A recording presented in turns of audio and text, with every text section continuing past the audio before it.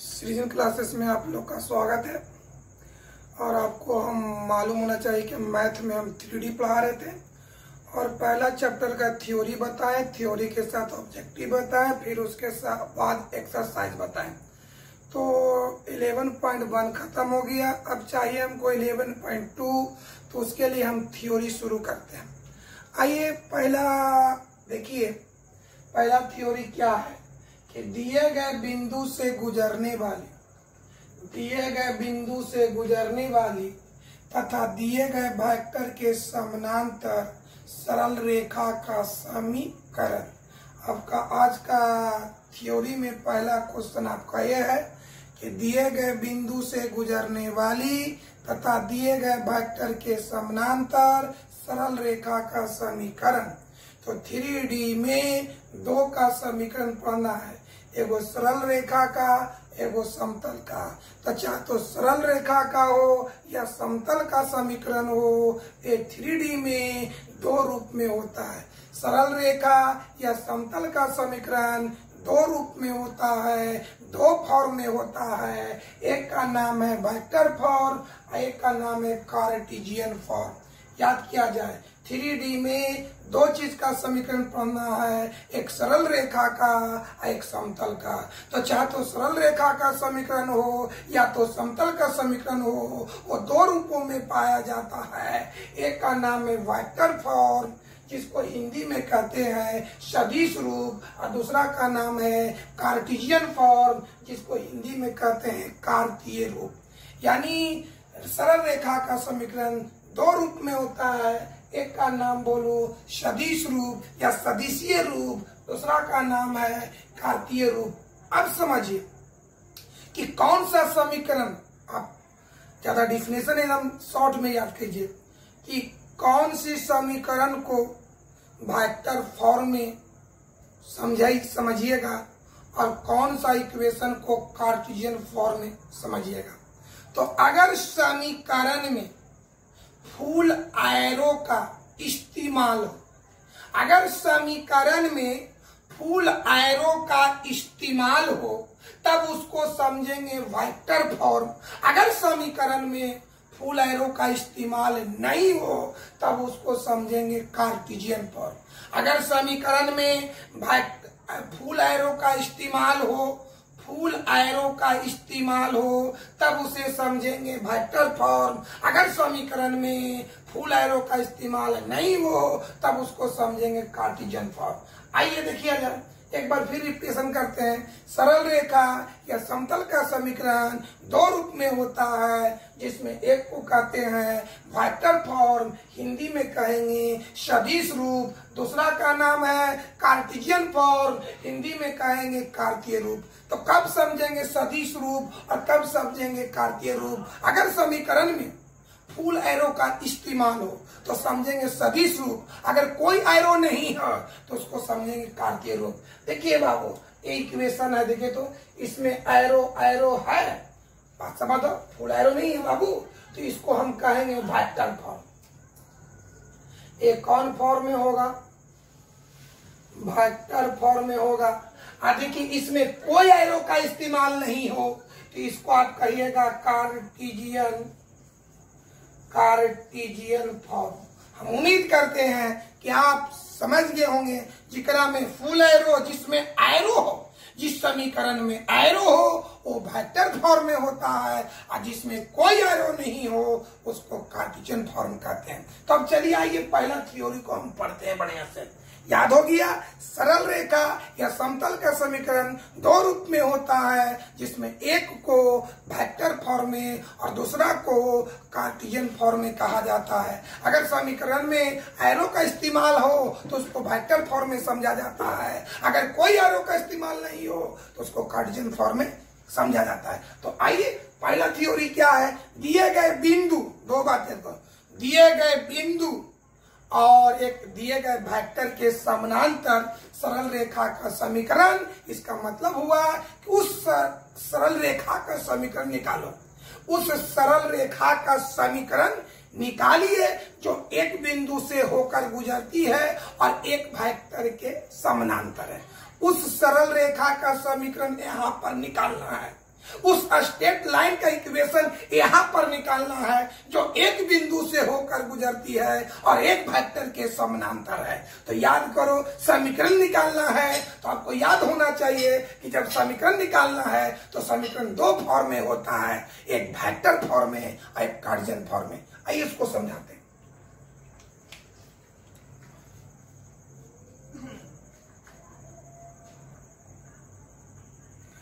अब तो देखिए क्वेश्चन क्या है, उस रेखा का समीकरण ज्ञात करें जो एक बिंदु से होकर गुजरती है और एक वेक्टर के समानांतर है। तो यहाँ पर रेखा का समीकरण निकालने के लिए बोल रहा है, तो समीकरण दो फॉर्म में होता है, एक वेक्टर फॉर्म में और एक कार्टेशियन फॉर्म में। तो आइए पहले हम वेक्टर फॉर्म में निकालते हैं, सदिश रूप में निकालते हैं कौन सी रेखा का जो एक बिंदु से होकर गुजरती है और एक वेक्टर के समानांतर है। तो आइए दो रेखा खींचते हैं जो परस्पर लंबवत हो, एक को खड़ा खींचेंगे और एक को पड़ा खींचेंगे। तो डिफिनेशन के अनुसार उसमें एक वो एक्स एक्सिस होगा और दूसरा वाई एक्सिस होगा और दोनों रेखा जहां कट करेगा उसको मूल बिंदु बोलेंगे। आइए सर, मल्टीप्लिकेशन क्या चीज है, देखो बउआ फिगर बना रहे हैं, एक खड़ा लिए एक पड़ा लिए। चलो इसको डिफिनेशन के अनुसार क्या कहिए, एक्स एक्सिस, इसको कहिए वाई एक्सिस। चलिए हमको एक सरल रेखा खींचना है, एक स्ट्रेट लाइन खींचना है, ऐसा स्ट्रेट लाइन जो एक बिंदु से होकर गुजरती है और एक वेक्टर के समानांतर है।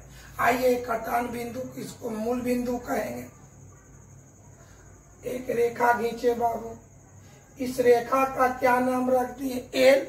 ए रेखा एक बिंदु से होकर गुजरती है, तो मान ली के गुजरने वाले बिंदु को हम क्या मान लिए, ए। अब आइए ए रेखा एक वेक्टर के समानांतर है। चलिए एक वेक्टर के, एक कोई वेक्टर है जिसका नाम रख दिए वेक्टर बी। चलिए क्या समझे बताओ, रेखा क्या है बताओ, एल।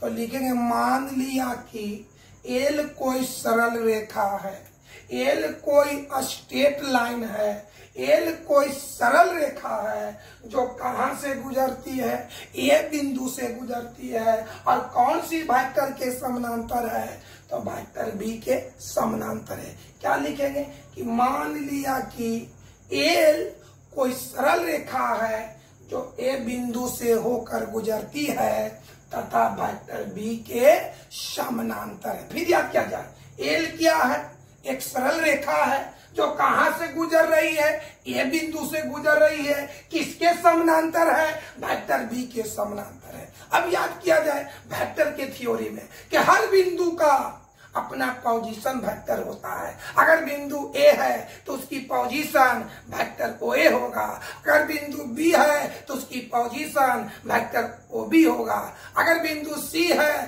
तो उसकी पोजीशन वेक्टर ओ सी होगा, अगर बिंदु पी है तो उसकी पोजीशन वेक्टर ओपी होगा। तो बताओ मेरे भाई, एल जो रेखा है कहां से गुजर रही है, ए बिंदु से गुजर रही है, तो ए का भी अपना पोजीशन होगा। तो बोलो ए का पोजीशन वेक्टर ओ है, यानी ए को मिलाना है ओ से। आइए वेक्टर ओ है, वेक्टर, चलिए बोलिए, ए का पोजीशन वेक्टर ओ ए, तो हर बिंदु के पोजीशन वेक्टर, बस समझने बड़े से बता, एल रेखा कहां से गुजर रही है, ए से, तो हर बिंदु का अपना पोजीशन वेक्टर होता है। तो ए बिंदु का position vector vector O A का पोजीशन वेक्टर ओ ए, इसका मान लिए वेक्टर ए। चलिए बाबू बताओ कौन रेखा है, एल रेखा है जो कहां से गुजर रही है, ए से गुजर रही है, इसकी पोजीशन को क्या मान लिए, वेक्टर ओ। याद किया जाए, ए का पोजीशन वेक्टर ओ ए, ए का पोजीशन वेक्टर ओ ए, इसका अपना मान क्या है, वेक्टर है। अब आपको याद कर लेना है कि रेखा जिस बिंदु से होकर गुजरती है, रेखा जिस बिंदु से होकर गुजरती है उसके पोजीशन वेक्टर को वेक्टर ए से दर्शाया जाता है। रेखा कौन है? एल है। ए कौन बिंदु से गुजर रही है? ए बिंदु से गुजर रही है, उसकी पोजीशन वेक्टर क्या है? वेक्टर ए है। कैसे लिखेंगे बाबू? समझो पहले बात। मान लिया कि एल कोई सरल रेखा है जो ए बिंदु से होकर गुजरती है, जिसका पोजीशन वेक्टर वेक्टर ए है, तथा यह रेखा या सरल रेखा वेक्टर बी के समानांतर है। अब चलिए आगे बढ़ते हैं, फिर एक बार समझा जाए। मान लिया कि एल कोई सरल रेखा है जो ए पॉइंट से होकर गुजरती है, इसका पोजीशन वेक्टर वेक्टर ए है, तथा यह रेखा वेक्टर बी के समानांतर है। कोई दिक्कत? अब आइए, कौन सी रेखा है? एल रेखा है। एल रेखा पर कौन बिंदु? ए बिंदु है। तो ए बिंदु के अलावा एक अदर बिंदु लिए जिसका नाम रखे पी, तो हर बिंदु का अपनी पोजीशन वेक्टर होता है। तो पी का पोजीशन वेक्टर ओपी और वेक्टर ओपी का भी अपना कुछ मान होगा। आइए मिलाते हैं बाबा, मिलाएं। चलिए, वेक्टर ओपी जिसका मान हम लोग मान लिए वेक्टर आर। चलिए, एल रेखा पर ए बिंदु के अलावा कौन बिंदु लिए? पी, जिसका पोजीशन वेक्टर क्या है? Vector R. शुरू से देखा जाए, मान लिया जाए कि एल कोई सरल रेखा है जो ए बिंदु से होकर गुजरती है, जिसका पोजीशन वेक्टर वेक्टर ए है, तथा यह सरल रेखा वेक्टर बी के समानांतर है। पैराग्राफ चेंज करेंगे।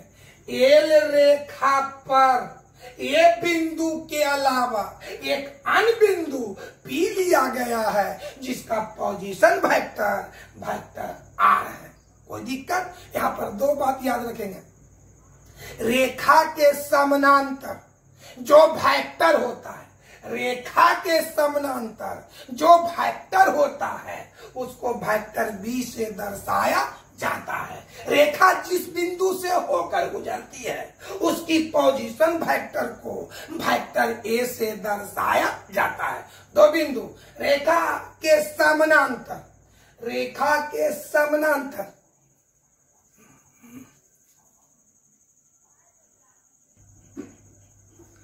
बाबू समझो, हमने दो बात याद करवाए। पहले तो याद कर लिया जाए, क्वेश्चन क्या है? उस सरल रेखा का समीकरण ज्ञात करें जो एक बिंदु से होकर गुजरती है और एक वेक्टर के समानांतर है।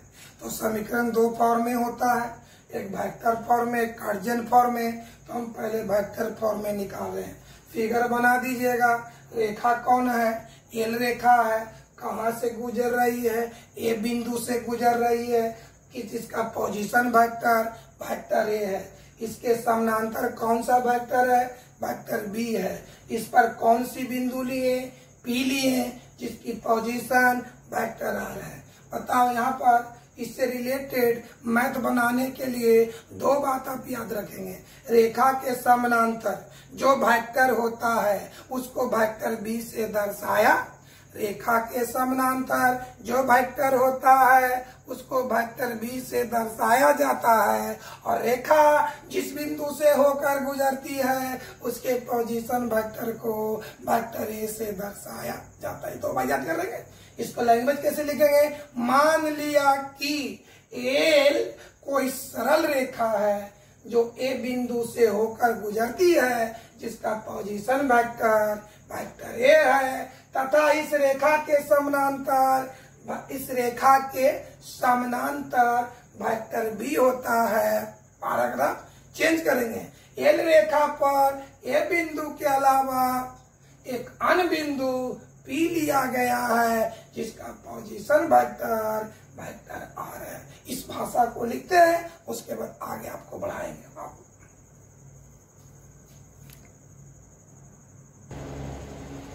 हाँ दोस्त, देखिए, जो समझाए उसी को हम भाषा में, तो आपका फिगर हुआ। अगर आ जाए कि एक दिए गए बिंदु से गुजरने वाली तथा एक वेक्टर के समानांतर सरल रेखा का समीकरण सदिशीय रूप में ज्ञात करें तो पहले ही आप ये फिगर बना देंगे और भाषा क्या लिखेंगे नीचे में कि मान लिया कि एल कोई एक सरल रेखा है जो ए बिंदु से होकर गुजरती है जिसका पोजीशन वेक्टर ए है। या रेखा माने एल रेखा वेक्टर बी के समानांतर होता है। एल रेखा पर ए बिंदु के अलावा पी बिंदु, देखिए यहाँ के बाद यहाँ लिखे है पी बिंदु के अलावा ए बिंदु के अलावा पी बिंदु लिया गया है जिसका पोजीशन वेक्टर आर है। कोई दिक्कत है, कोई प्रॉब्लम? अब चलिए बाबू, अब हम इसको अब मिटाते हैं दोस्तों। मिटा रहे? चलिए देखो बाबू, मिटाते हैं दोस्तों।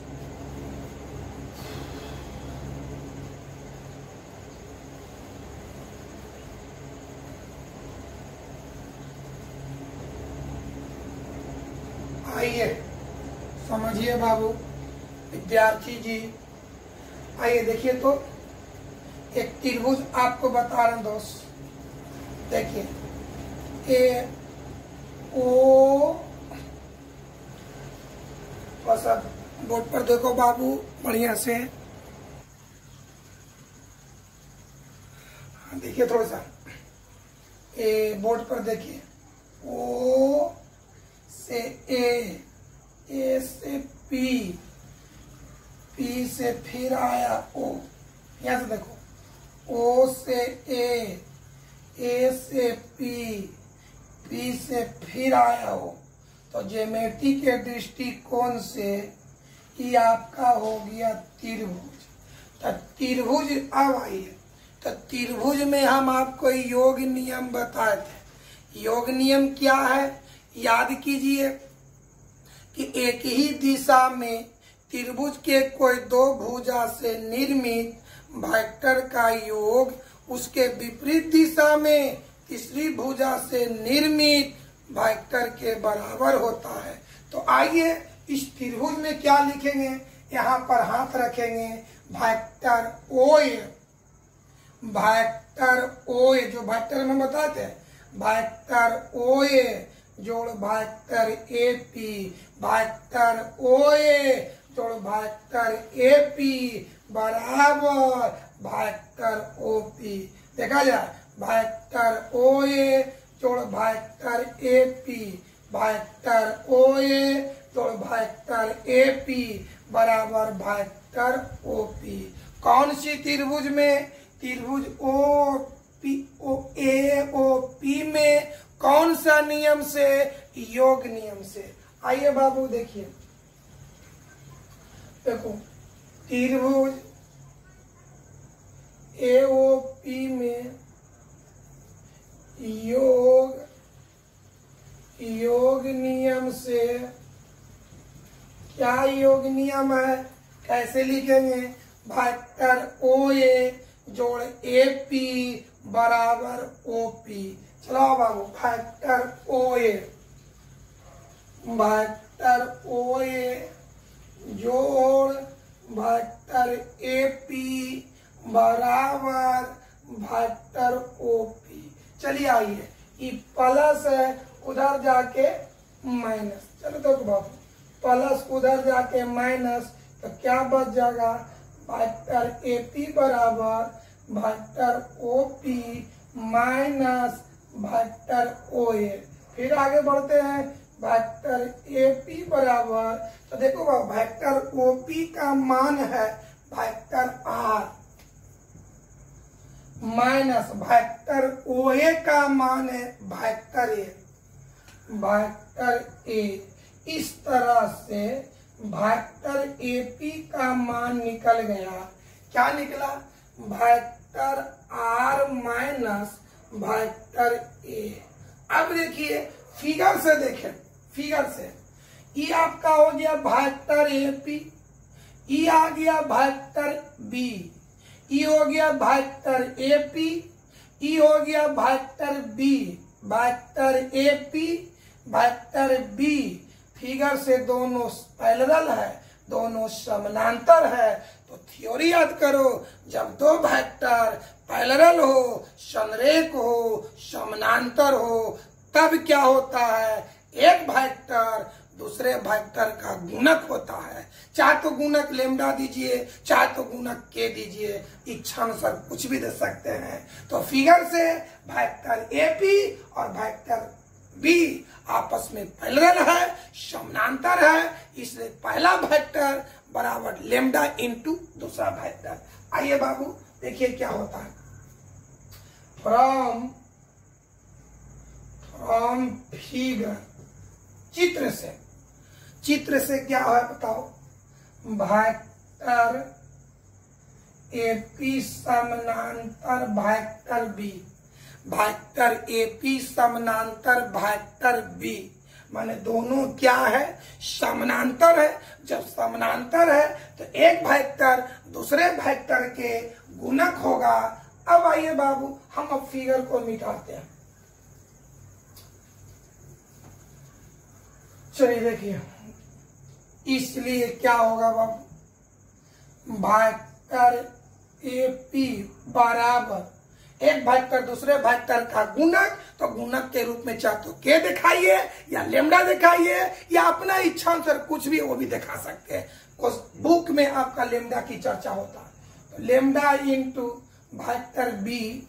अब चलिए वेक्टर एपी के मान को पुट कर दीजिए कि वेक्टर आर है माइनस वेक्टर है। चलिए यहां से वेक्टर एपी का मान दीजिए, vector A minus vector R minus vector A बराबर लेमडा इंटू वेक्टर बी। अब चलिए नेगेटिव है उधर जाके पॉजिटिव हो गया, इसलिए वेक्टर आर बराबर नेगेटिव है पॉजिटिव।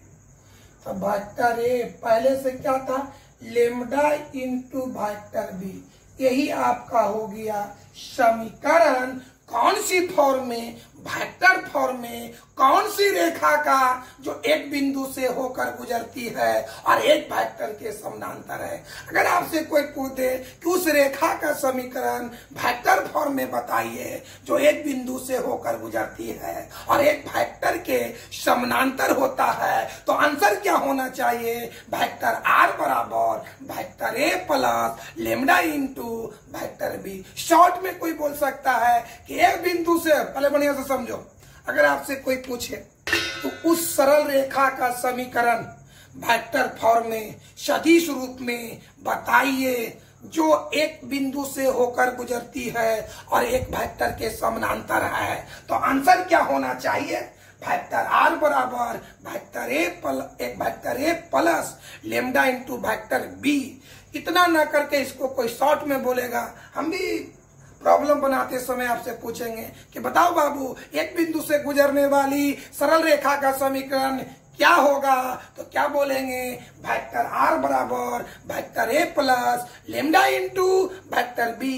जहां सरल रेखा जिस बिंदु से होकर गुजरती है, सरल रेखा जिस बिंदु से होकर गुजरती है उसकी पोजीशन वेक्टर को वेक्टर ए से दर्शाया जाता है और सरल रेखा के समानांतर जो वेक्टर होता है उसे वेक्टर बी से दर्शाया जाता है। आइए नोट में लिखते हैं कि ये नोट आप याद रखिएगा कि ताकि नोट याद रहेगा तो एक्सरसाइज आपको बनेगा। याद किया जाए, दो बात याद किया जाए।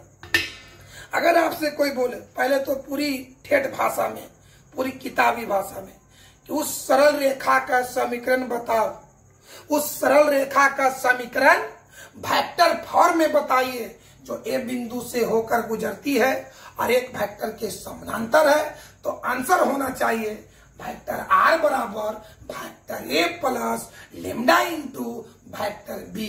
अगर कोई शॉर्ट में बोले, हम पढ़ाते पढ़ाते इतना न बोल करके शॉर्ट में बोलेंगे कि बताओ बाबू एक बिंदु से गुजरने वाली सरल रेखा का समीकरण, एक बिंदु से गुजरने वाली सरल रेखा का समीकरण वेक्टर फॉर्म में क्या होगा, तो आंसर क्या देना है, वेक्टर आर बराबर vector A plus lambda into vector B. अब चलिए नोट में याद रखिएगा कि ताकि आप एक्सरसाइज बना सके। नोट में क्या रखना है कि सरल रेखा जिस बिंदु से होकर गुजरती है उसकी पोजीशन वेक्टर को वेक्टर ए से दर्शाया जाता है और सरल रेखा के समानांतर जो वेक्टर होता है उसको वेक्टर बी से दर्शाया जाता है। यानी इस आधार पर हम कह सकते हैं कि एक बिंदु से से गुजरने वाली और एक वेक्टर के समानांतर सरल रेखा का समीकरण निकालने के लिए हमको दो चीज चाहिए, वेक्टर ए और वेक्टर बी। आइए लिखते हैं।